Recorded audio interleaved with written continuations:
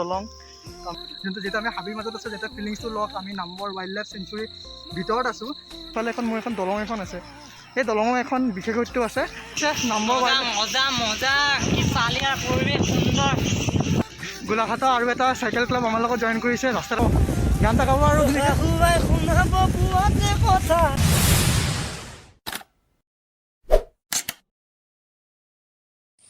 হাই মই সুৰজ মই আপোনালোকক ৱেলকাম জনাইছোঁ মোৰ ইউটিউব চেনেললৈ আজি এটা নতুন এটা ব্লগ মই আজি গৈ আছোঁ নামবৰ ৱাইল্ড লাইফ চেঞ্চুৰী গোলাঘাটৰ পৰা প্ৰায় 25 কিলোমিটাৰ দূৰত এয়া মোৰ চাইকেল আছে তাতে বৰষুণ দি আছে ৱেডাৰটো অলপ ৰেইনি হৈ আছে আৰু তাতে মোৰ চাইকেলৰ পিছফালে চাইছে মডগাৰ্ড নাই তো পিছফালে বোকা হ'ব ছটিয়াব পাৰে তো অকণমান ৰাস্তাত অসুবিধা হ'ব তথাপিও যাম আৰু ৰেইন ৱেডাৰটো ভাল পাওঁ বৰষুণ বতৰটো ভাল পাওঁ সেইকাৰণে আজি ৰাতিপুৱাই ওলাইছোঁ ফুৰিবলৈ আৰু আচলতে নামবৰ ৱাইল্ড লাইফ চেঞ্চুৰী মোৰ প্ৰথমটো ৰাইড আছিলে সেই নামবৰ ৱাইল্ড লাইফ চেঞ্চুৰী প্ৰায় 5 বছৰ আগত গৈছিলোঁ ক্লাছ 8 মান থাকোঁতে বন্ধুসকলৰ লগত আজি সেই ৰাস্তাটো আকৌ এবাৰ যাম যদি আমি আজি ৰাইডটোৰ বিষয়ে ক'ব যাওঁ মানে ইনডাইৰেক্টলি আমি জংঘলৰ মাজত চাইকেল চলাম মানে দুইফালে পূৰা হাবি আছে মাজত হাইৱে তাৰ হাইৱে মাজত আমি চাইকেল চলাই গৈ থাকিম এটা জংঘলৰ মাজত চাইকেল চলোৱা এটা এক্সপিৰিয়েঞ্চ যোনটো আমি আজি আপোনালোকক শ্বেয়াৰ কৰিব চেষ্টা কৰিম আৰু লগতে আপোনালোকক সেই ৱাইল্ড লাইফ চেঞ্চুৰীৰ বিষয়ে অকণমান জনাবলৈ চেষ্টা কৰিম লগতে তাৰ পৰিৱেশবোৰ দেখাম ৰাতিপুৱা প্ৰায় 6টা বাজিছে এয়া চাইছে গোলাঘাটৰ পৰা Nambor wild life sanctuary 26 kilometre আমি ইমান দূৰ যাম তেতিয়াহ'লে আমি গৈ থাকোঁ এইটো ৰাস্তাৰে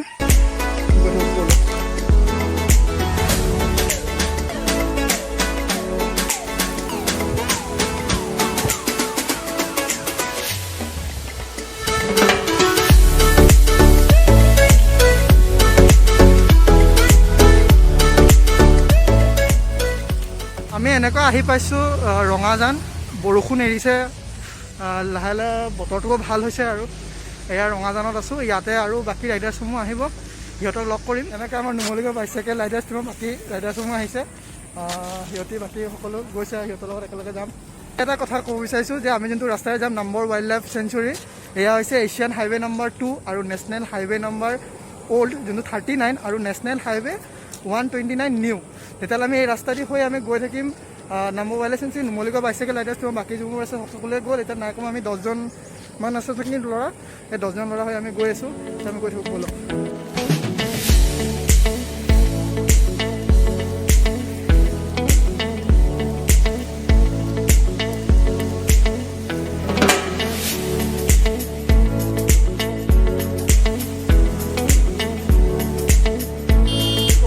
অহাৰ পিছত এতিয়া আমি পূৰা বেয়া ৰাস্তা এটা দি গৈ আছোঁ পূৰা চাইছে ৰাস্তাত পূৰা গাঁত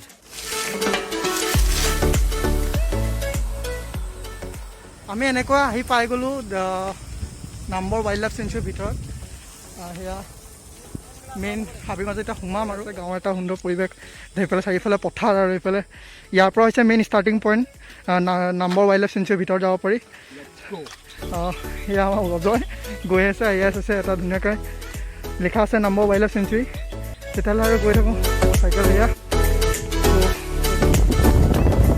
আমি এনেকৈ গৈ আছোঁ এয়া মোৰ লগত আছে হিন্ময় কিবা কেনেকুৱা লাগিছে নামবৰ মজা মজা কি চালিয়া পৰিৱেশ সুন্দৰ একদম হাবিৰ মাজত চাইকেল চলাইছোঁ কেনেকুৱা লাগিছে বহুত সুন্দৰ ধুনীয়া একদম সুন্দৰ ৰাস্তা কেনেকুৱা পাইছে ৰাস্তা আল্টিমেট আৰু তেনেকৈ আমি গৈ আছোঁ আৰু পিছফালে বহুত থাকি আহিছে বহুত আহিও আছে আৰু গৈ আছোঁ আগফালে গৈ আছে তিনিনন্দা কিবা এটা সুধিম মজা এক্সপিৰিয়েঞ্চ সুন্দৰ লাগিছে আৰু ফুলবিলাক ফুলি আছে যথেষ্ট আৰু এটা ক্লাব জইন কৰিলেহি আমাৰ লগত গোলাঘাটৰ আৰু এটা চাইকেল ক্লাব আমাৰ লগত জইন কৰিছে ৰাস্তাত আমি লগ পালোঁ তাহাঁতৰ লগত আমি একেলগে আমি গৈ আছোঁ সেয়া আমাৰ লগত তিনিনন্দা আছে আমাৰ নুমলীগড় বাইচাইকেল ৰাইডাৰ্ছ টিমৰ এজন ছিনিয়ৰ ৰাইডাৰ আৰু তেনেকৈ আমি আগবাঢ়ি গৈ আছোঁ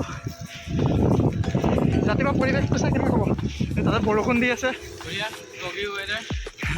অলপ মাজে মাজে ফগ আছে বিৰাট ধুনীয়া লাগিছে ভাগৰ লাগিছে ন ভাগৰ ইমান ফিল কৰা নাই ভাগৰ ফিল কৰা নাই আচলতে ৱেডাৰটো ইমান ভাল ভাগৰ ফিলো নাহে আমি এনেকৈ আগুৱাই যাব পাৰোঁ তো চাইকেলিং কৰি আছোঁ পিছফালে আছোঁ নুমলীগড় বাইচাইকেল ৰাইডাৰ্ছ টিমৰ বাকী যিমান ৰাইডাৰ্ছ আছে সকলো আহি আছে লগতে আমিও গৈ আছোঁ আৰু আপোনালোকক ভিতৰত পৰিৱেশ পূৰা দেখাম ভাল লাগিছে ৰাতিপুৱা সময় গোটেইটো হিউমিডিটি হৈ আছে ধুনীয়া এটা এনভাইৰনমেণ্ট পূৰা ঠাণ্ডা নীৰৱ পৰিৱেশ একদম পূৰা চাইলেণ্ট একদম চ' গৈ আছোঁ নতুনকৈ আৰু কেইজনমান ৰাইডাৰ্ছক লগ পাইছোঁ, সিহঁতেও আমাৰ লগত আহি আছে।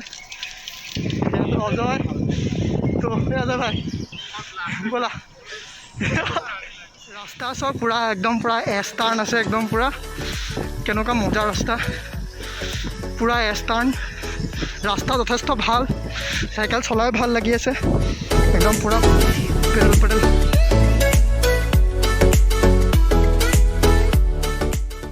বৰষুণ দি আছে পূৰা, তাৰ মাজে আমি গৈ আছোঁ, মিহি মিহিকৈ বৰষুণ পৰি আছে একদম পূৰা হাবিৰ মাজত পূৰা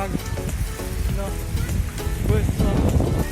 এই আমাৰ লগত আছে ডিংকু শইকীয়া, আমাৰ ৰাইডাৰ, ধুনীয়াকৈ আৰু গান এটা গাব আৰু শুনাব পুৱাতে কথা নুঠিলে কুকুৰা ডাকতে, পিতাই যে সজলা নকয় তোকে গুৰু গোসাঁই মানিলে, বিকিতে পানী দিও খোৱা চাউল ৰান্ধিবি কচু দেখীয়া, যাব লাগিব পথাৰলৈও তুলিবলেহে কঠীয়া। সেয়া বৰ সুন্দৰকৈ গান গাইছে আমাৰ এই বৰষুণে, তাৰ মাজে আমাৰ ৰাইডটো বহুত স্পেচিয়েল কৰি তুলি আছে, তেনেকুৱাই ভাল লাগে আৰু চব গৈ আছোঁ। অজয় দা, এই আমাৰ অজয় দাই ৰিলচ বনাই আছে, ৰিলচ এক্সপ্ল'ৰ কৰি ভাল লাগে এনেকুৱা। ফিলিংছটো কৰি দিয়া কেনেকুৱা লাগিছে আজি এই হাবিৰ মাজত চাইকেল চলাই? বৰষুণ বতৰ তাতে আৰু ঠাণ্ডা পৰিছে হয় নাই? ঠাণ্ডা গৈ থাকা অকল আৰু গৈ থকা আৰু ধুনীয়াকৈ হয় নাই? হা নাই ORS নাই, তেনেকৈ যাম আৰু বলক। আপোনালোক মই আহিছোঁ নেকি? যাওঁ বলক, ভাল লাগিব। ঐ চবে গাড়ী আছে, গাড়ী গাড়ী গাড়ী গাড়ী।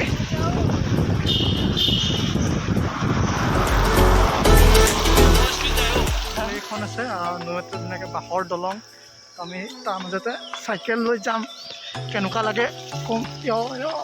চাই এইফালে চাইছে এখন বাঁহৰ দলং আছে, বাঁহৰ আমি এনেকৈ টেঙানী গাঁও বুলি কওঁ এইখন, আৰু ইয়াতে এটা ধনশী নদী হয় এইটো। আচলতে আমি ক'তো তেনেকুৱা বাঁহৰ দলং দেখিবলৈ নাপাওঁ, টাউনত গ'লে গাঁৱতে গ'লে প্ৰায় এনেকুৱা বাঁহৰ দলং দেখিবলৈ পোৱা যায়। এয়া এটা বাঁহৰ দলং ভাল লাগিছে, তো এনেই ইয়াত আহিবলৈ বিচাৰিছোঁ। এনেকৈ ৰাখি থৈছোঁ, চাইকেলত যাব নোৱাৰোঁ, বাঁহৰ দলং হয় যিহেতু, মানুহে কিবা কয় নেকি সেইকাৰণে নাযাওঁ, সেইফালে মানুহ যথেষ্ট ৰখি আছোঁ। তেনেকৈ তালৈ আৰু অকণমান যাম, আৰু কি কি চাওঁ কম।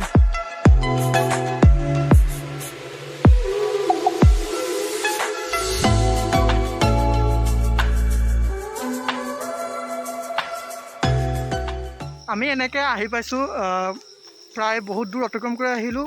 নাম্বৰ ৱাইল্ড লাইফ চেঞ্চুৰীৰ ভিতৰৰ যোনটো মেইন হাবিৰ ৰাস্তা দি বহুত দূৰ অতিক্ৰম কৰাৰ পিছত আমি গৰম পানী পাইছোঁ। গৰম পানী আপোনালোকে জানে নাম্বৰ ৱাইল্ড লাইফ চেঞ্চুৰীৰ ভিতৰত এখন ফেমাছ টুৰিজম প্লেচ হয়, ইয়াত বহুত দূৰৰ পৰা মানুহ ইয়াত ফুৰিবলৈ আহে। যেতিয়া মই এক্সট্ৰাকৈ এটা ব্লগ বনাম তেতিয়া আপোনালোকক ইয়াৰ ভিতৰখিনি আপোনালোকক দেখাবলৈ চেষ্টা কৰিম, যিহেতু এতিয়া ক'ভিড হৈ আছে, সেইকাৰণে সেই ঠাইডোখৰ এটা বন্ধ, মানুহ ভিতৰত সোমাব নোৱাৰে।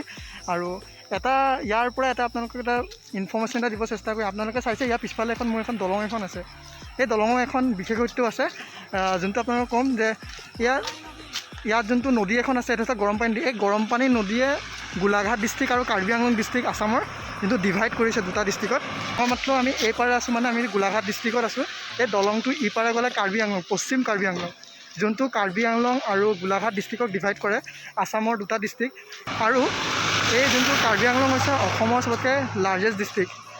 সেয়া আছিলে দলংখনৰ বিশেষত্ব। পিছে আপোনালোকে চাইছে এটা সুন্দৰ চব হাবিৰ মাজত আছোঁ পূৰা, ভিতৰত যোনটো জংঘলৰ ভিতৰত চাইকেল চলোৱা যোনটো এক্সপিৰিয়েঞ্চ, সেইটো আপোনালোকে হয়তো ফিল কৰিব পাৰে, কেনেকুৱা লাগিব পাৰে। এটা নেচাৰেল পৰিৱেশ, একদম ৰাতিপুৱা সময় খুব ভাল লাগিছে আহি পেলাই। তো আৰু আগত যাম, আৰু কি আছে এতিয়া, যিহেতু আমি গোলাঘাট ডিষ্ট্ৰিক্টত আছোঁ, সেই দলংটো পাৰ কৰিলে আমি কাৰ্বি আংলং ডিষ্ট্ৰিক্ট পাম। তেতিয়াহ'লে ব'লক এতিয়া কাৰ্বি আংলং ডিষ্ট্ৰিক্টৰ ফালে। এনেকৈ দলং পাৰ কৰি আহিলোঁ, অৰ্থাৎ মই গোলাঘাট ডিষ্ট্ৰিক্টৰ পৰা কাৰ্বি আংলং ডিষ্ট্ৰিক্ট। এতিয়া আমি অলপ হাবিৰ ভিতৰত চাইকেল চলাম, আৰু সেই নাম্বৰ ৱাইল্ড লাইফ চেঞ্চুৰী চ' আমি হাবিৰ এটা সুন্দৰ এটা ৰাস্তা এটা পাইছোঁ, সেই ৰাস্তাৰ ভিতৰে ওলাই পৰিছোঁ। Let's explore the wild life century.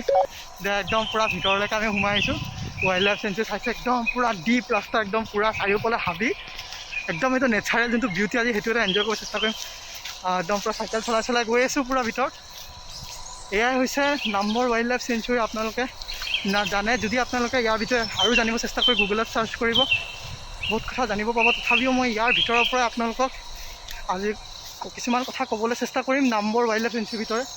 এয়া মোৰ লগত আছে শুভু, সিও এটা GPS লিখি আছে, একদম পূৰা ধুনীয়া ধুনীয়া ইনফৰ্মেশ্যন দিয়ে। ভিতৰলৈকে একদম সোমাই গৈ আছোঁ, ব'লক আৰু ভিতৰত গৈ থাকোঁ। নামি দিছোঁ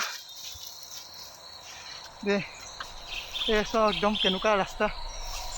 চাইকেল এনেকৈ পাৰ্কিং কৰি দিয়ক, চাইকেল এনেকৈ পাৰ্কিং কৰিছোঁ। আৰু আপোনালোকে নিজে অনুভৱ কৰক, যদি ৰাতি সময়ত এইটো ৰাস্তাৰ ভিতৰত যদি আহে আপুনি নিশ্চয় থাকিব পাৰিব নাই, আপোনাৰ সেইটো সাহস থাকিব পাৰে নাই ইমান এটা জংঘলৰ ভিতৰত। একদম চোন কেনেকুৱা ডিপ জংঘল। যদি ইয়াত ৰাতি বোলে বাঘ এখন ওলাই গ'ল, এলিফেণ্ট এটা ওলাই গ'ল, তেতিয়া কি কৰিব?